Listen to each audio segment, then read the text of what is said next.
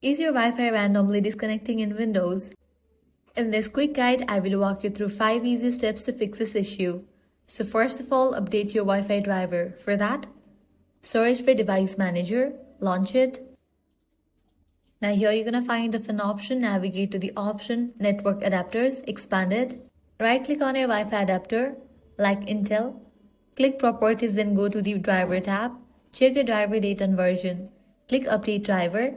Click Search automatically. If that does not work, go to the official website of the adapter like Intel. Download the latest driver manually and install it.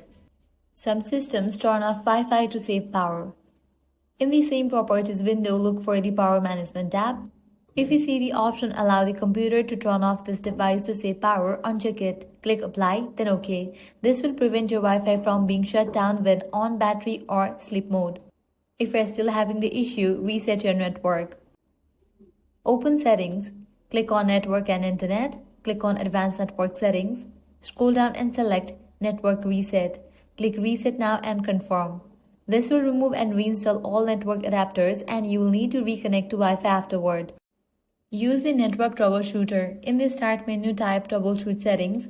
Click Other Troubleshooters. Find Network and Internet and click Run. This will check for common problems and suggest automatic fixes. Lastly, change your DNS settings. So search for Run and over here type in ncpa.cpl and press Enter.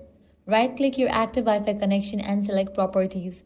Double-check Internet Protocol version 4. Select Use the following DNS server addresses.